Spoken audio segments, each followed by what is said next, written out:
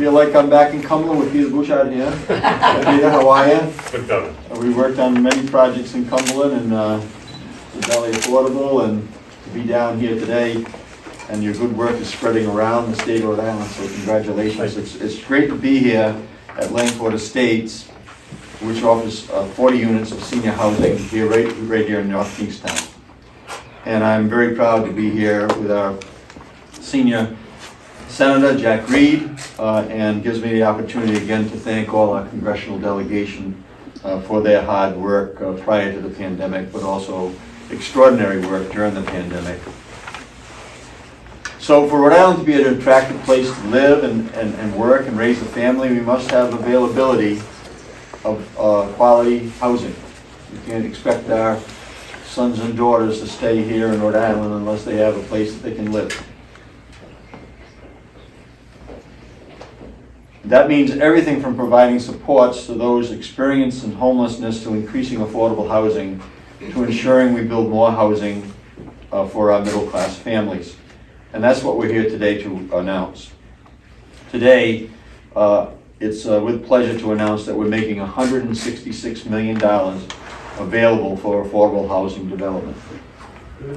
That's a big number, $166 million. Preservation of affordable housing. So Josh Saul, our Secretary of Housing, will go into more details, but the funding comes from a variety of sources, with the largest chunk coming from the $250 million once-in-a-generation budget proposal that I proposed and the General Assembly passed this past legislation session. So we thank the Speaker and the Senate President and the leadership on both the House and Senate. And again, as Senator Reed will tell you, that's federal money he's brought to the state of Rhode Island. And I think that we're using it wisely, Jack.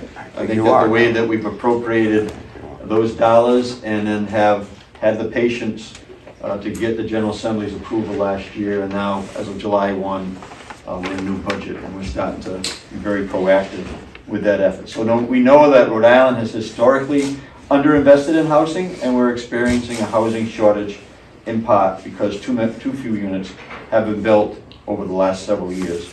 But we're changing that, and I am, as a former mayor, I am working with the municipal leaders throughout the state of Rhode Island to make sure that they're plugged in to this effort and this overall plan that Secretary Saul is helping put together with all the people who are very interested in the topic, right? We want to be inclusive, but we got to make sure our municipal leaders are included as well. So creating more affordable housing is one of the top priorities of my administration, and we are making these strategic housing investments and helping Rhode Islanders as quickly as possible. So thank you all for being here. It's a great announcement. I'd like to have our senior Senator Jack Reed come on up and give us a couple of words of wisdom. Well, thank you very much, Governor. I'm just delighted to be here today. Let me recognize, obviously, the Governor. I know Lieutenant Governor Matos is also very much involved in these efforts. Secretary Saul, thank you. You've got a big job ahead of you, so we're very confident. And Carol Ventura from Rhode Island Housing, they do such wonderful things. But I have to stop for a moment and recognize my colleague from the State Senate. Peter and I served together, and he's a remarkable public servant, and he continues to be a remarkable public community leader now. Thanks, Peter. Good to see you.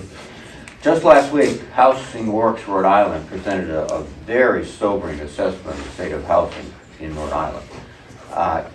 Its yearly report, Housing Works, found that most Rhode Island families cannot affordably buy a home in any of our 39 cities or towns. And in only one municipality can most renters find a home that is truly affordable. In other words, whether you're in Providence or Portsmouth, Wesley, Warren, all across the state, families are struggling to find a home, to find an apartment, to make sure that they can provide the basics, of an affordable, safe, decent home for their families. And the reason is a lack of supply.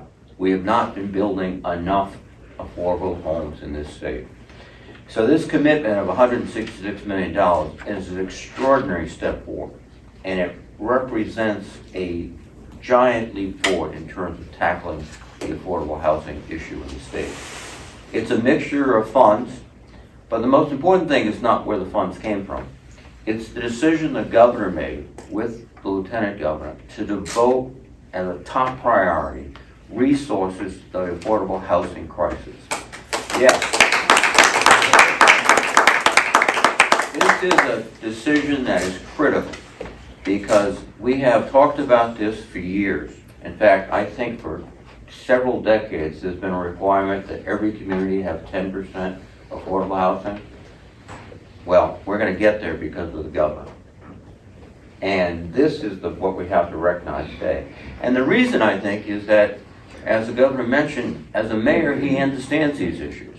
He also can communicate with the mayors the way they communicate, which is a secret to me.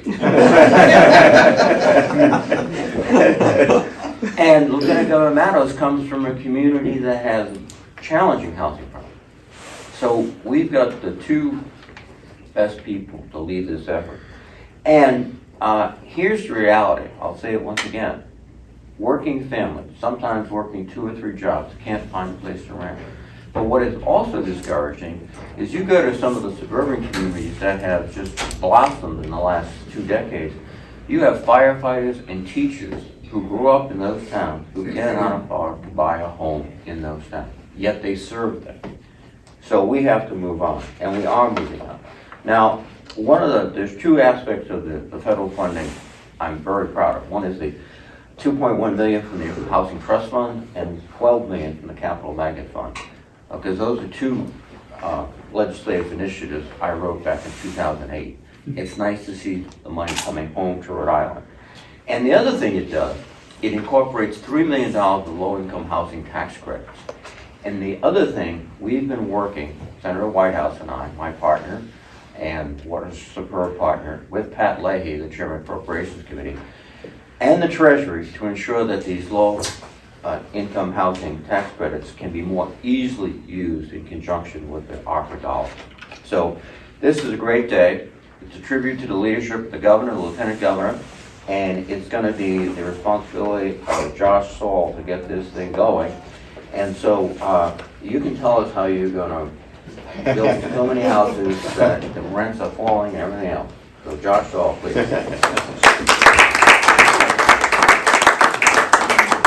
Thank you, Senator, and thank you, Governor. And as always, thank you, Carol Ventura with Rhode Island Housing, for your ongoing commitment to addressing the housing issue in Rhode Island. It takes more than just one person. It really takes a village. It takes strong leadership at the local level. It takes strong leadership at the state level. It takes strong leadership at the federal level. And that's what we have here in Rhode Island. We also have developers, nonprofits who are working day in and day out to make this happen. So thank you to Peter Bouchard and Valley Affordable Housing for hosting us this morning at the Langford Estates Development and Rentals Farm. This development, which includes 40 high-quality affordable housing units in a prime Rhode Island location, is an example of what we're hoping to accomplish by dedicating $166 million for affordable housing in the RFP, which will lead to new housing and preservation of housing in communities all across the state. This is a significant investment in the future of Rhode Island's housing landscape. And it's coming when the need has never been higher. Everyone in this room this morning understands that housing is among the most pressing, if not the most pressing, issue in Rhode Island right now. Our existing housing stock is aging and stagnant, and it's created a volatile housing market that is frankly unsustainable for most individuals and families in the state. Doesn't matter what income you have, you've felt this. Whether you are buying your first home, whether you're finding a place to rent, whether you've recently become homeless because of an eviction. Senator Reed talked a little bit about the statistics, and they're daunting, but we shouldn't let that stop us. We really need to make progress here. According to Housing Works, in the recently released 2022 fact book, 1 in 3 Rhode Island households are paying too much for housing. 1 in 3, and that includes homeowners. Among renters, 1 in 5 are committing over 50% of their income to support housing costs. That level is unsustainable, and it's what we refer to as housing insecure. It could be one medical emergency from becoming homeless. They are already paying too much for housing, which doesn't let them grow their own income and start businesses and put the attention that needs to be put to raising families here in Rhode Island and to addressing all our needs. It's abundantly clear that too many Rhode Islanders in every community and every income level are struggling to find, secure, and maintain the housing they need. And that is why Governor McKee signed a budget that included a generational $250 million investment in housing. And I think Peter's taking a call right now to on another affordable housing development that he's going to start. He hasn't told me about it yet, but the money is coming, so it's good. It's even during press conferences, it's always good. We're looking for opportunities everywhere in sites, and we've talked about working with all the mayors, and it's really what's going to accomplish this. And that's why we're here today making this monumental announcement. The $166 million that we're making available isn't going to solve the housing problems in Rhode Island overnight. Just as these units were not built overnight, it's going to take some time. But this monumental funding is going to be moving the needle in a big, big way. It will make an enormous difference in our efforts to construct more high-quality housing developments. Developments like Reynolds Farms in communities all over the state. It will serve as a critical step toward advancing our overarching mission of fixing, building, and stabilizing the housing stock in a way that strengthens communities and creates a more accessible and affordable housing future for all Rhode Islanders. This investment is going to make a real difference in the lives of real Rhode Islanders who need and deserve a dignified home to call their own. Again, thank you, Senator Carroll, Governor McKee, and Peter for joining us here today. And I also need to thank all of my team at the Department of Housing. They're not here today because I have them working around the clock to make sure that this money gets out and that we are addressing our housing issues. And I also want to thank the staff of Rhode Island Housing, who worked extremely hard to get this RFP finalized expeditiously. We have challenges, but with every challenge, there comes a great opportunity. And we have the leadership here, and we have the funding, and we need to get this done. We're looking forward to receiving proposals from the development community, activating these funds quickly, and breaking ground on much needed developments in the months to come and in the very near future. So thank you. Now I'll introduce Carol Ventura from Rhode Island Housing. Thank you, and good morning. It's not every day that we can share news like today, announcing more than $166 million being made available for investments in affordable housing.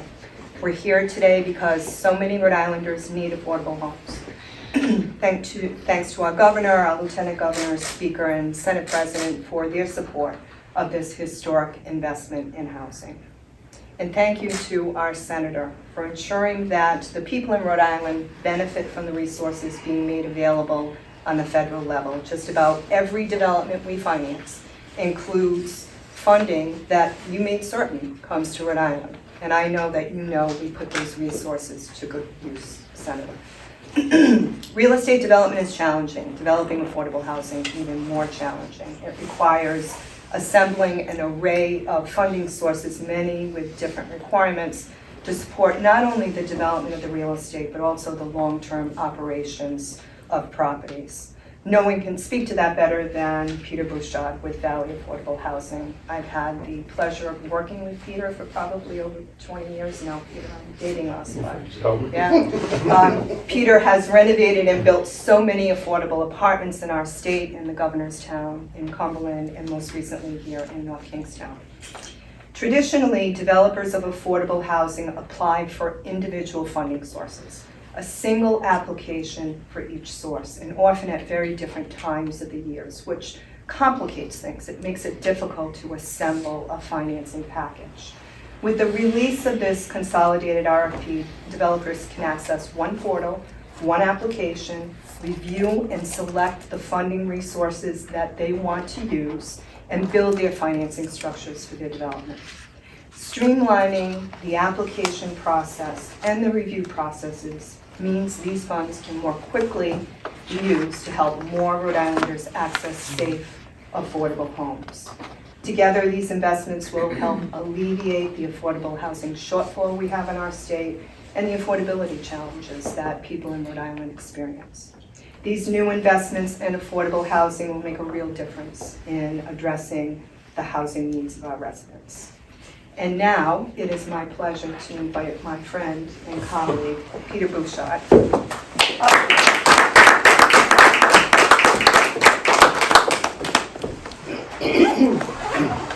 I'll be very brief, but I do take great pleasure in having this opportunity to recognize people who have helped us develop a significant number of affordable housing here in Rhode Island.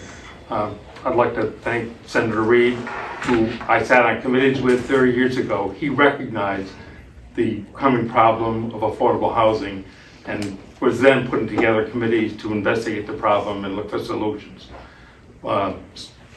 Governor, who as a mayor was very instrumental in helping us convert an historic mill village into into affordable housing. It's those types of activities and those kinds of commitments from elected officials that make our work possible. And of course, without Rhode Island Housing and its staff, we would not have been as successful as we are. So I'd like to thank them and recognize them and hope that we continue our efforts with these funds and other funds that are available to make more affordable housing available here in the state of Rhode Island. Including, we'd like to duplicate this building on the vacant parcel right next door and hope that that's removed or considered favorably. So I'll leave it at that. Thank you.